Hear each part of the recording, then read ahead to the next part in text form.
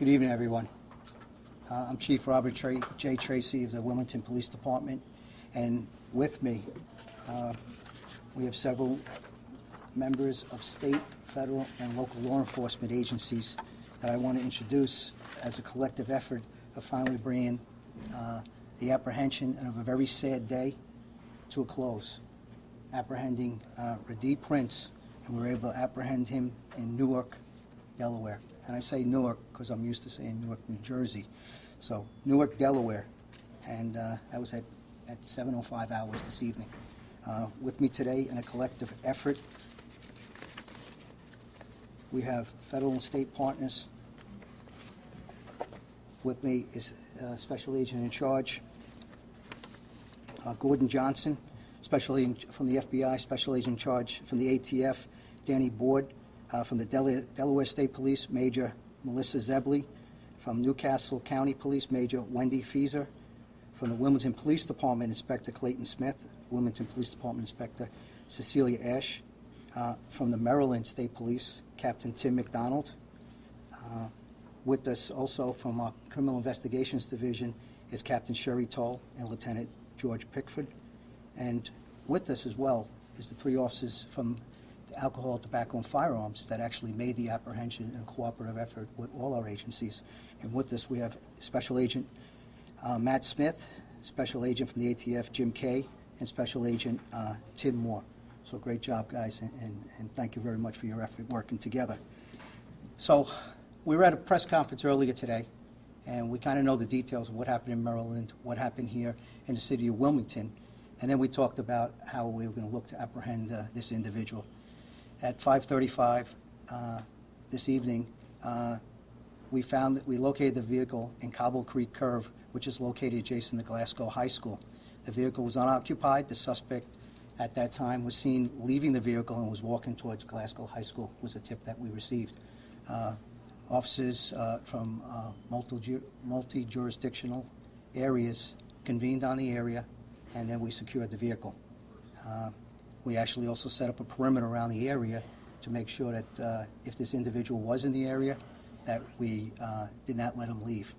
1846 or 6:46 hours, we received info that a suspect was sighted on Thanksgiving Way and that he was on foot. Thanksgiving Way is located behind Four Seasons Shopping Center, which is across the street from Glasgow High School. And then at 7:05 p.m., a suspect was taken in police custody after a brief foot chase from these three agents from the ATF.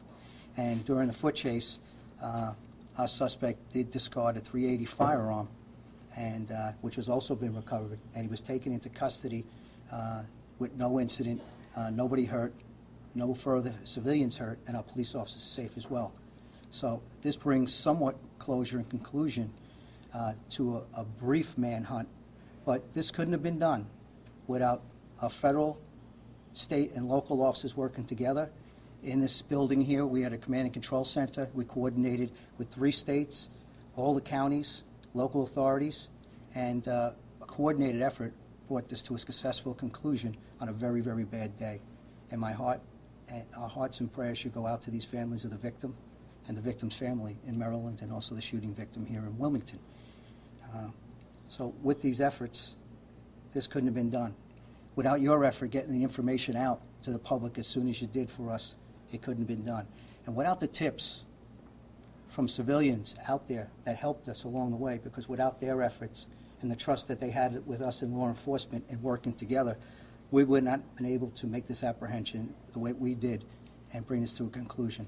So I thank everybody for their efforts. On a very sad day, we came to a successful conclusion, and right now we're processing our suspect in this facility, and more to come on the investigation. So what I'm going to do is open it up for questions right now. Chief, was there any concern about students? You mentioned Glasgow High School. I mean, were there any extracurricular activities or sports? And this guy accused of shooting 6 people, killing 3, walking that close to the high school at 5:35 at the time kids probably would be around. Right. At this time, we converged on the area. We made sure that when we got to the area, the county police were on the scene, state police, Wilmington police, and as you saw, we had federal authorities that were on the scene. So we made sure the perimeter that we set up would make sure that we keep everybody safe. And even during the perimeter and our search for this individual in the area. We also got communication out to people that lived in the area to make sure that they stay in lockdown in their residences as we do this search through the neighborhood. So we believe we got in front of that immediately when we got the information. So I don't think anybody was at risk. And with a person like that, we wanted to make sure that we were over there. And all our resources were drawn down to that area. We stayed at home in some of the areas that we were looking at other locations, but we had to make sure that we follow through on this tip to make sure we keep everyone safe. So I believe we got between that and kept everyone He safe. didn't make it on school property. He was just walking toward them. He never made it on school property. Are there any statements he made to the agents who arrested him? We're not going to talk about that right now. We know we have our suspect in custody, but we're not going to talk about any statements at this time. Do we know about where he was this entire time between the 10:45 time period and when he was spotted at 5:35? You know, that's a good question, because we were actually searching for the vehicle, dealing with all the areas that I talked about earlier in the press conference where we follow up intelligence information, associates, people he's been arrested with, family members, ex-girlfriends. You know, we were everywhere. There was no stone that wasn't unturned in what we had covered. And, you know, that vehicle, and we have technology today with red light cameras and Easy Pass and all these things. That vehicle wasn't showing up anywhere until we got a tip at 5:35 from someone that recognized the vehicle and gave us a call on a tip line. At any point did he try to reach out to his family members? Well, that's something that's going to be a follow-up. We're going to follow up on some of these things, but right now, no family member came forward as far as him getting in touch with them or giving us information that he was in contact with them at any time during this investigation. What relationship is that the guy was spotted by authorities? What was he doing? I believe he was walking down the street, and then when our ATF agents, we were doing a search all through the neighborhood, they happened to be one of many in teams that came across him. When he saw that they had spotted him, he actually took off running, threw the gun, and they were able to apprehend him about 75 feet later and recover the gun where he threw him. What he was doing, he was actually walking in the neighborhood, so he wasn't threatening anyone. Tips were coming in. It wasn't a person that I talked about earlier. It seemed to be a person that was doing targeted shootings, and he wasn't out there just indiscriminately shooting at people. But I'm very happy the way this ended, because I talked about a person that's capable of shooting 6 people, 3 to dead right now, who actually still had a gun on him when a confrontation between our police officers making an arrest. And we're very lucky that it came to the conclusion it did. And our agents or any of our officers are safe right now, and so is our perpetrators safe. So I'm glad it came to that conclusion on a very, very sad day. Were reports that he was smoking a cigar? Could you say if that's accurate or not? You know, there might have been something, him smoking a cigarette. I'm not sure. We're going to find out more when we talk to our ATF agents. Right now, it's very early. We brought him in. We apprehended this perpetrator. And then the rest is now, we're going to start slowing things down, and we're going to go through this case and statements after this press conference. Where are the agents based, the ATF agents? They based locally? Are they based locally? Yes. Danny? They're out of Baltimore. Yes. Well, we have the special agent in charge, Danny Board. These agents, Baltimore, based out of Baltimore, covers the city of Delaware. So they have the responsibility. So whenever we work hand in hand in Wilmington, out of the Baltimore offices. So they're assigned up to this area, and they helped us out in this. And there was agents that came down from Philadelphia. There was agents that came from Baltimore. This was all hands on deck. And this is what I talked about, the cooperation that we have between federal, state, and local authorities and when we need them. And I tried to assure everyone earlier today, we were going to make sure every effort for this individual to get caught to make sure our community feels safe and take him off the streets. Can you just summarize what kind of a man you're up against? This is clearly this was a killing, but what are your thoughts about what this guy perpetrated and what he inflicted upon your community and the fact that your officers were able to stop it? Well, we talked about what's his motive. How do you get into a mind of a person that's capable of shooting 5 people that are co-workers? What gets in his mind? What precipitated that?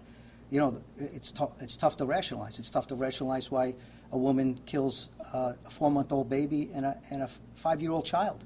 I'm not in their minds. So we got to be very careful because they're unpredictable and we don't know what's in their minds. This person, the thing that we did know is that he knew every one of the people that he shot, and he had some type of relationship, and they knew him. So that's why I talked about this is more targeted rather than a random shooter. That being said, my biggest worry in this manhunt is when we were closing in on the perimeter, it was that someone in the public or one of my officers has a very, very high percentage potential of being hurt, because this is a desperate person. He's already killed 3 people. He shot 6 altogether, and he still had a firearm on him. So seeing these officers here after making the apprehension, and this came to a successful conclusion with nobody hurt, I have come down. My angst has come down, and I've come down making sure that everybody's safe. The sanctity of life of all was preserved. And that's why my relief factor right now, and I even get chills talking about it, because I know what it's like when we do hunt individuals that are desperate, that have caused these type of crimes, because I was in a fugitive unit for many years back in New York, and those are the units that I led, so I know what it's like to bring people under arrest and when they're desperate. So these guys did a very dangerous job, as all did out in the field, and successful conclusion, and they're safe. The gun discarded, did that match ballistics evidence in here in Wilmington and in Maryland? Well, right now the caliber's matching. Right now, obviously, ballistic testing has to be done and to confirm it for prosecution purposes. But we have the same type of gun. Is it the same gun? We'll find that out. Same caliber. Same caliber. Chief, do you know if he's invoked his right to counsel, or is he cooperating? Right now, we have him here. I don't know if he's invoked his right to counsel at all. All I know is that,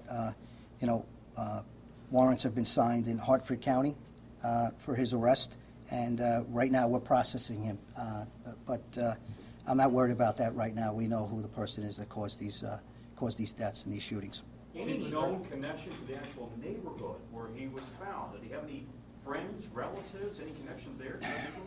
Well, when we look back on some of his past history, he might have had a family member that lived over in that area that he frequented a while back, but not anything recently. So kind of, when we got that tip, we were able to corroborate, yeah, this could be a place he's at. And finding the car there helped us put 2 and 2 together. I mean, there's a lot of places. This individual's lived in several different places, a lot of family members, a lot of associates, a lot of arrest locations. So this really narrowed it for us, and we were able to really concentrate on area and to bring it to a successful conclusion, safe, successful conclusion. Law enforcement have a list of potential other victims that were offered some type of protection today, not knowing if it was going to stop at 2 shootings, or Prince could have had more targets? You know, there was some concern that if there was associates or anybody else that he was involved in, or possible complainants on some of his past crimes. But I said earlier in the press conference that, before that, nobody was looking for him. He wasn't even on the radar until he started doing the shootings, right? Other than his past crimes. But now he knew we were looking for him. I was out all over the press. People in the neighborhood knew we were looking for him. Associates knew we were looking. Family members knew we were looking for him. So I wasn't so concerned about that. Yes, we did look in those areas. We did follow up on them. But giving protection at those places, I felt let's concentrate our efforts mostly on trying to track where he is, and felt pretty comfortable that he's going to be on the run, and he's not going to continue to do what he was doing. And to that point, what's the connection between Prince and Jason Ball, Rasheen Ball? Right now, we'll probably follow up on that. They know each other. I'm going to leave it at that.